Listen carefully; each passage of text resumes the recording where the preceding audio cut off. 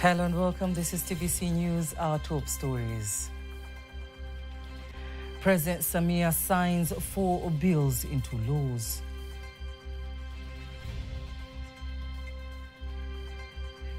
Prime Minister launches Uhuru torch race.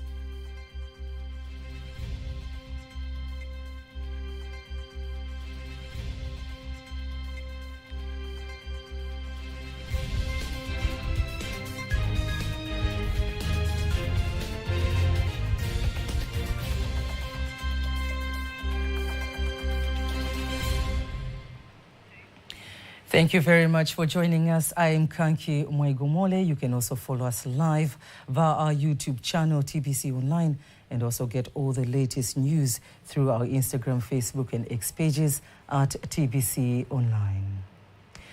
The Speaker of the Parliament, Dr. Tulia Ackson, says President Dr. Samia Suluhu Hassan has signed 4 bills that were submitted to the Parliament and discussed, including the Presidential, Parliamentary and Local Government Election Bills of 2023 and the National Electoral Commission Bill of 2023. Here's a report by Salum Ndwata, read by Faidha Ngaga.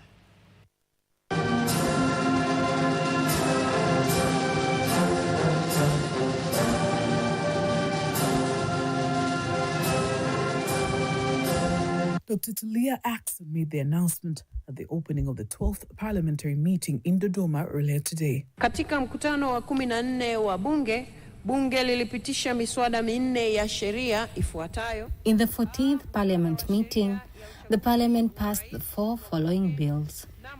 Laws for the election of the president, parliament and councillors for the year 2023, Election Commission Bill for 2023, the Political Affairs Amendment Bill 2023, the Written Laws Miscellaneous Amendment Bill No. 5, 2023.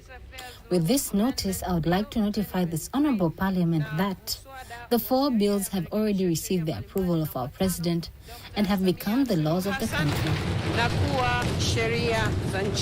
As usual, after the Speaker's announcement, the parliamentary session begins with a questions and answers session where most of the questions of the parliamentarians seem to be directed to the health sector. Deputy Minister of State in the Prime Minister's Office, Regional Administration and Local Government, Dr. Festo Dugange, explains how the government continues to improve the health sector. The 6th phase of the government for a period of 3 years has provided more than 450 billions for the completions of dispensaries floors, including dispensaries in Bogwe State. We will continue to complete the remaining dispensaries floors. The Parliament budget sessions are expected to last for 3 months, discussing various government-proposed budgets. In the run-up to the local government elections in the country, the Prime Minister Kassim Majaliwa urges Tanzanians to turn out in large numbers and take part by voting in the elections that are expected to be held this year. Here are more details. Prime Minister Kassim Majaliwa made the call while launching the National Uhuru torch race in the Kilimanjaro region, urging the citizens to go to the polling stations in their areas to verify their names. Furthermore, the Prime Minister warns young people of serious effects of drug abuse to their health and nation's workforce that the country depends on. Dawa za kulevya aina ya bangi na mirungi imeendelea kutumiwa kwa wingi hapa nchini. Drugs including marijuana and miraa continue to be used in the country, and recently a new drug called skanka has been discovered in the country. This is usually consumed via cigarettes. It has a lot of harmful substances. Once someone uses this drug, they become psychotic. It is high time that all of you young people who are using harmful drugs to stop, so that you can save your lives. Muache ili kunusuru maisha yenu. And the various leaders who have attended the inauguration ceremony highlight various benefits that will be derived from the Uhuru torch race nationally, including inspecting and improving development projects. Katika mwenge wa uhuru umebeba Mheshimiwa Waziri Mkuu falsafa kubwa. The Uhuru torch carries two philosophies. One is to bring hope where there is no hope. Another one is to make sure hate is destroyed and love is restored. But another one is to bring about respect. Na kuhakikisha unarudisha heshima.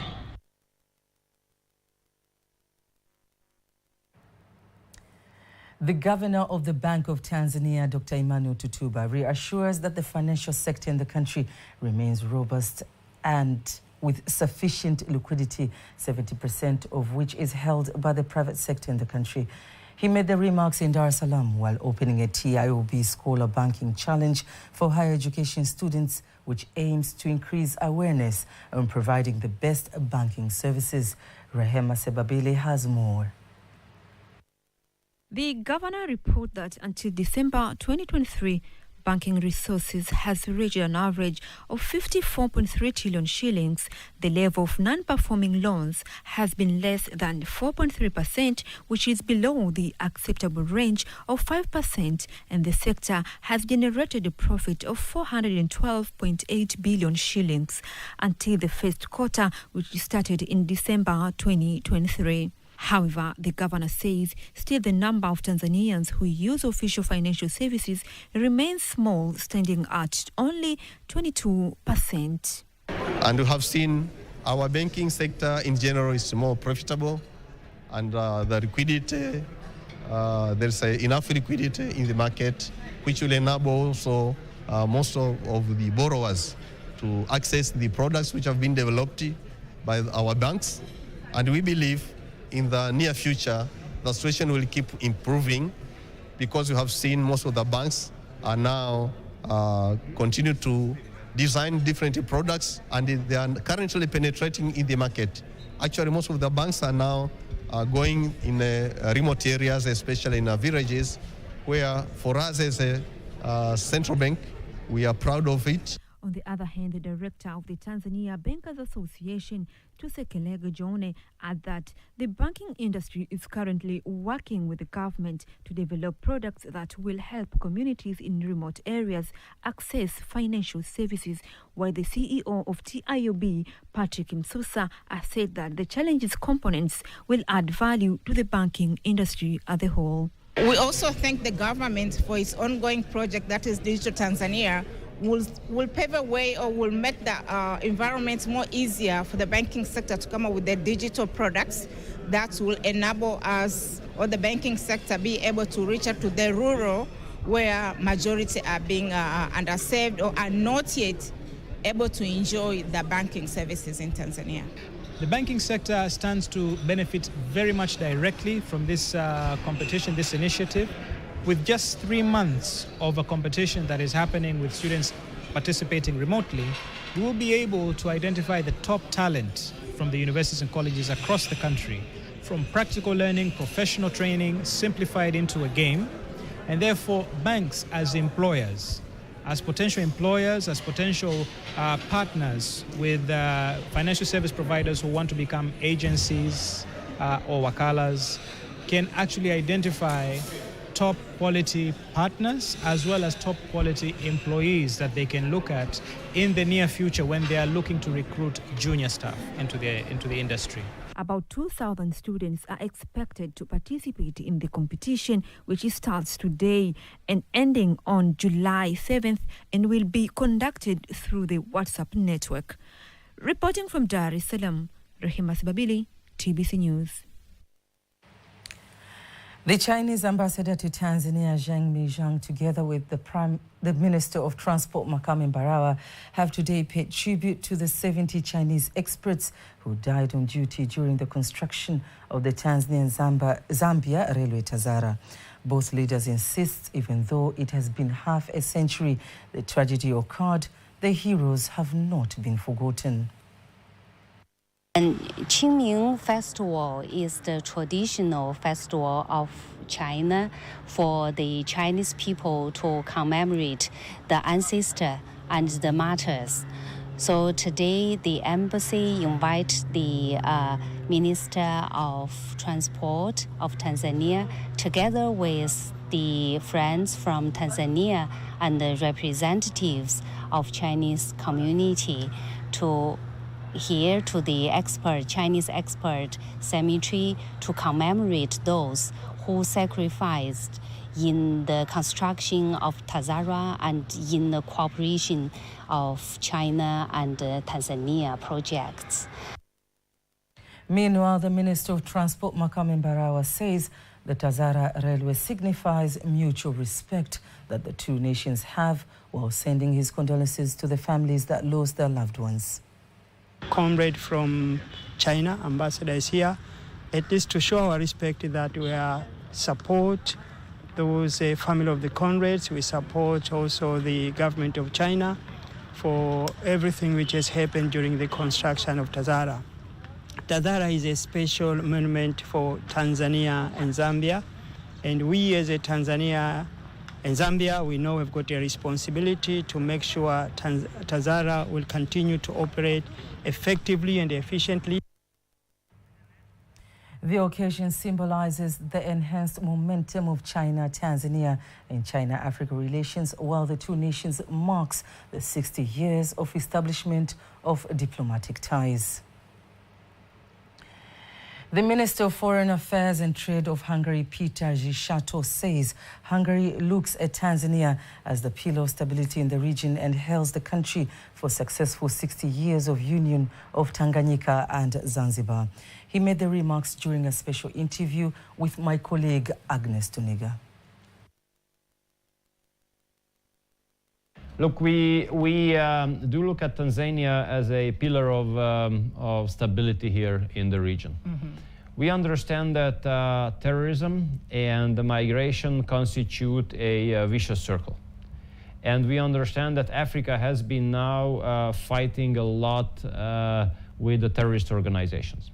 And you can be sure that we respect this role, because the more serious the threat of terror is, the more migratory waves will be established and more migrants will arrive to Europe. As Tanzania is marking 60 years of its union, that is the union of Tanzania mainland and Zanzibar, what is your take on that, or what do you commend to the Tanzanian government? Well, we have a long-standing relationship with Tanzania. We have been in a diplomatic context for 62 years. And these 62 years were characterized by mutual respect. And this is something that we have to build on. Nowadays, international political arena is mainly characterized by judging, lecturing each other, criticizing each other, you know. And we do believe that diplomacy should be about cooperation and mutual respect. Yes. And we always had this mutual respect in our relationship. And we see that conservative, patriotic governments are usually being under pressure. But as far as my experience, those countries and governments which can resist this pressure have the best service for their citizens. Because at the end of the day, it's the citizens of the given country who have to be satisfied with the given government and not international organizations or international liberal mainstream. Representative of the Tanzanian embassy in China, Khatib Makenga, says the embassy continues to set strategies and use seminars and various investment workshops to attract more investors to invest in the country. He made the remarks when he was visiting modern industrial complex accompanied by Chinese Liu company, which is involved in the livestock and gas, energy and sectors, which has shown an interest in investing in the sector.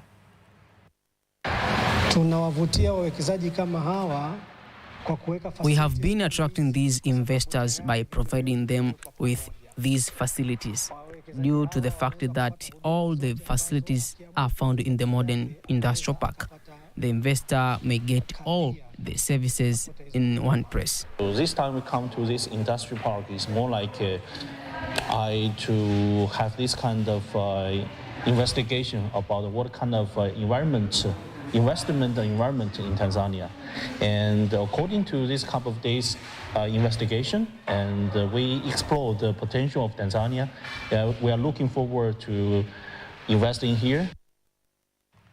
The Tanzania Investment Center, TIC, says that it will continue to cooperate with the conglomerate in providing investment incentives to more investors, while the marketing manager of the conglomerate says that more than 82 investors have already visited the conglomerate and have expressed their intention to invest.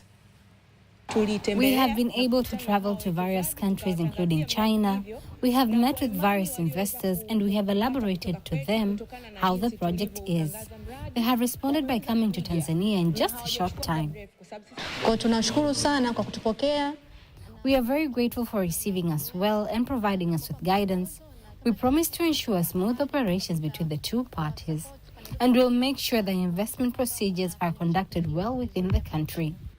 We can see how investors have already arrived in the country, and the ministry is ready to support them in identifying opportunities available in the country.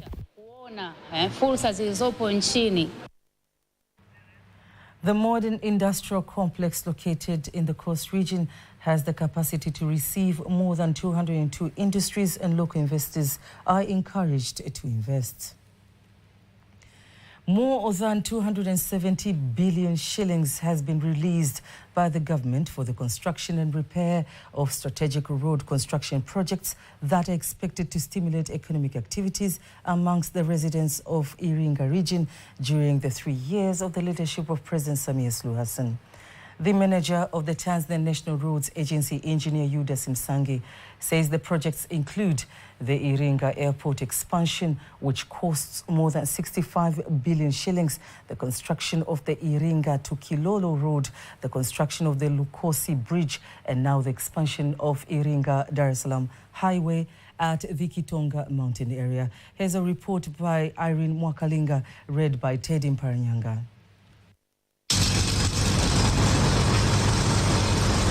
The famous Kitonga Mountain area, one of Tanzania's key highway, is one of the most accident-prone area and one of the dangerous places to drive. This time, President Samia Suluhu Hassan has allocated funds to widen the road, and this seems to be the lasting solution to the problem. I am grateful for the work I see being done here in Tonga. In the past, there were many accidents here, but I know now things will improve. According to the town roads manager, Engineer Autism Sangi, all roads are crucial to the economy of the Iringa region. In this project, we have a contractor named China Hadan working for 60.14 billion shillings, including VAT. This project started on 29 January 2024, and we expect to complete on 28 January 2026. The Lukosi River Bridge in the Kilolo district has been flooding during rainy season, inhibiting flow of vehicles transporting crops.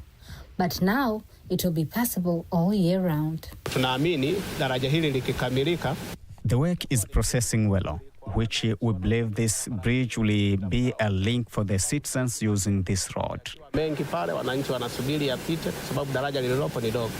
Iringa District Commissioner Harry James is contented with the implementation of the airport expansion projects and the construction of Iringa to Ruaha Park Road, insisting the projects will stimulate economic activities in the district. This is a strategic project for us because we believe that it is a way for communication for us, which opens our relatives, commercial and social relationship between Iringa and all other areas. The opening of airport is going to open the pen of the citizens of Iringa. Every 2nd of April of every year, the world joins hands in celebrating the World Autism Day. Embracing this year's theme, Light It Up, Blue for Autism, the Managing Director of Victoria's Centre of Excellence Rehabilitation Centre, Sarah Leiza Sumai, says autism is not a disease, but rather a condition that, if detected early, can be controlled. It recognizes and celebrates the rights of the person with autism, but also it's a day that gets to raise awareness of what autism is all about. And when you talk about autism, autism is a spectrum whereby there's a lot of characteristics, there's a lot of signs that have been associated with autism. And that's why there's a saying that says, when you meet with a person who has autism, you've met with a person who has autism. No two individuals who are autistic are the same. Each one of those individuals are completely different, but there are some of the common signs that can help us to identify who are those individuals. Some of the other children, when it comes to their intellectual ability, some of them, they are not at par with their other, students who are of the same age. So there are quite a number of different signs that, as a parent, you are able to identify that your child is different. Furthermore, as a parent with a child with autism, she urges other parents not to look at autism as a curse. African continent, there's a lot of cultural beliefs when it comes to autism. Other people believe that when you have a child who is autistic, it means there's a curse, that child has been cursed, or maybe there's a curse in the family, or maybe the child has been bewitched. And there's so many other ways whereby people look at autism, in a different eye, with a different eye, in terms of it's a disability. She says to date there is no research that vividly reveals the causes of autism. So the ratio of male to female is 4:1, which means that there are more children who are male who have been diagnosed with autism comparing to the female counterparts. So given that there's a lot of unknown in terms of the reasons why, what causes autism, because otherwise right now we'll be advocating a lot of, as people to look after themselves in terms of how to prevent autism to their children. But that is not yet known.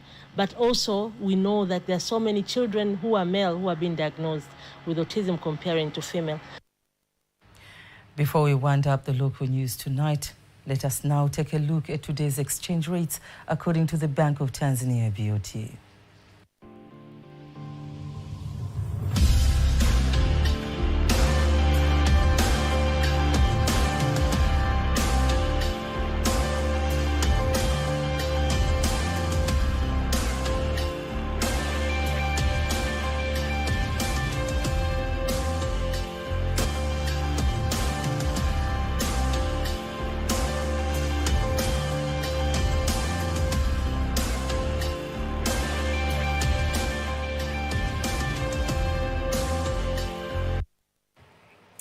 Don't miss TBC News every weekday to know all the latest in exchange rates. Stay tuned for all the latest in the international news.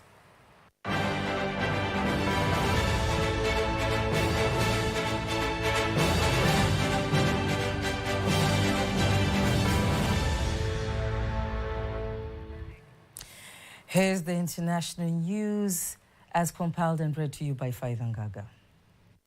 President Felix Tshisekedi of the Democratic Republic of Congo, DRC, has appointed Planning Minister Judith Suminwa Tuluka as the country's first female prime minister.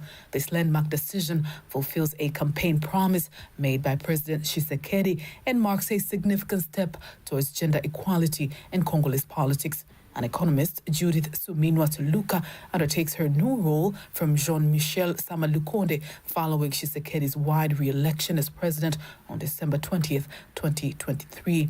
Addressing the nation in her inaugural speech aired on state television, Prime Minister Tuluka pledged to prioritize peace and development efforts, particularly in the conflict-ridden eastern provinces. She expressed deep concern for the plight of those affected by the ongoing violence and reaffirmed her commitment to finding sustainable solutions to the crisis. However, Prime Minister Tuluka's appointment comes amidst the arduous task of forming a new government, a process expected to involve extensive negotiations with various political factions. Senegal has inaugurated Bassirou Diomaye Faye as its new president on Tuesday. Faye was sworn in the capital Dakar as the West African nation's fifth and youngest president ever, promising to restore stability and bring economic progress.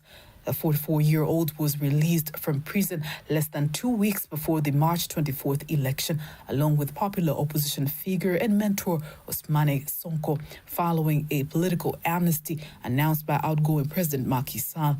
About 15 heads of state attended the event on Tuesday, including Nigerian President Bola Tinubu, who is also the chairperson of the heads of the State of the West African Regional Bloc, ECOWAS.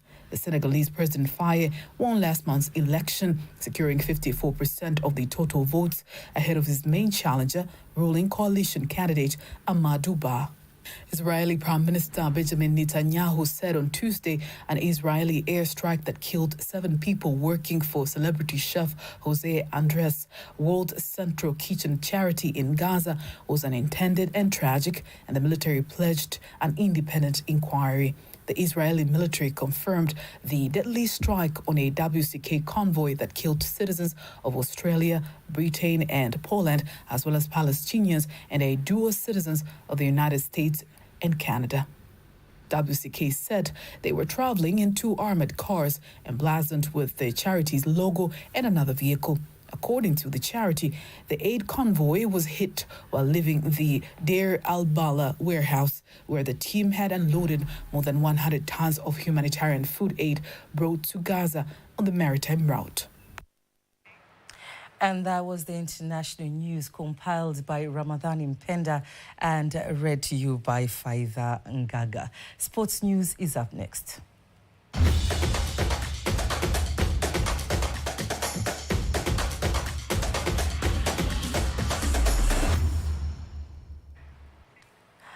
The Tanzania Football Federation, TFF, has signed a 3.7 billion contract with CRDB Bank to sponsor the Football Federation Cup competitions for a period of 3.5 years.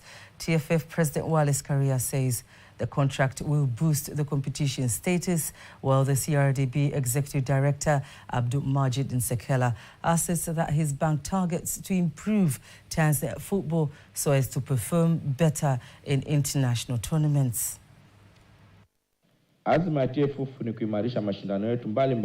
So far, we are on the right track, and our main goal is to ensure that Tanzanian football continues to grow day by day.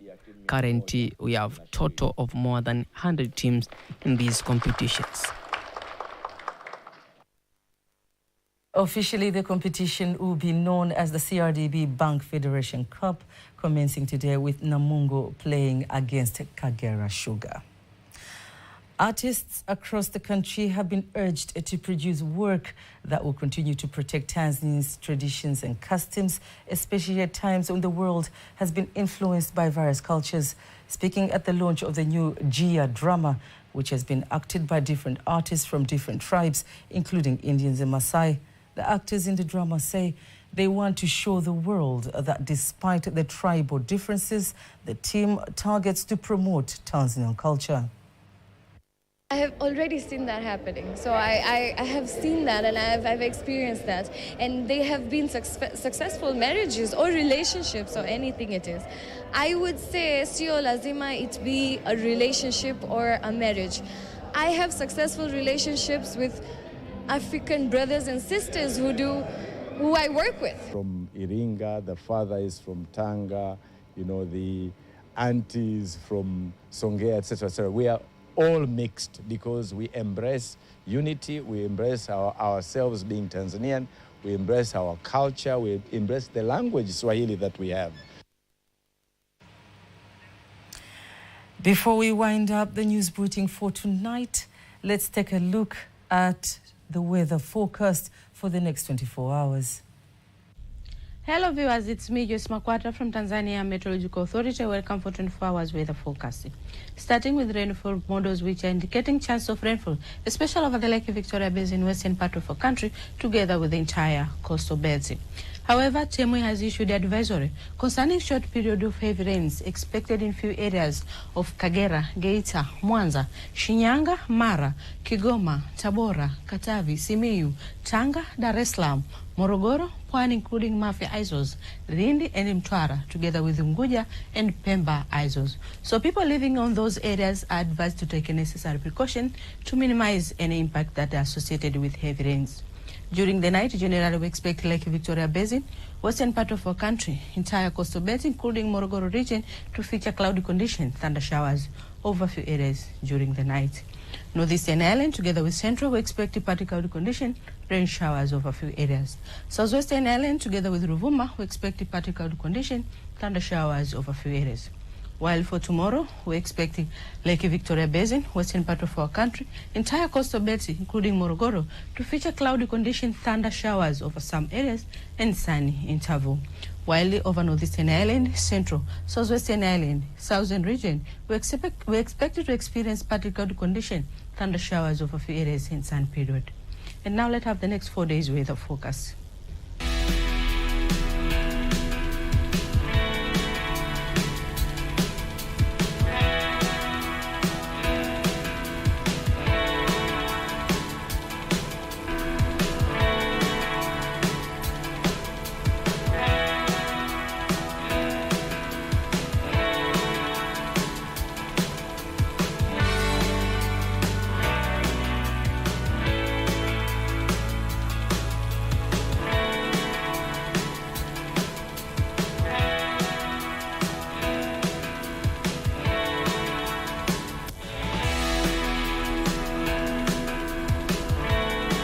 Dear viewers from Tanzania Meteorological Authority, that is what we have for today. Thanks for watching and have a good night. And that marks the end of the news bulletin for tonight. Don't miss our next bulletin, Kiswahili, at 11 p.m. On behalf of the whole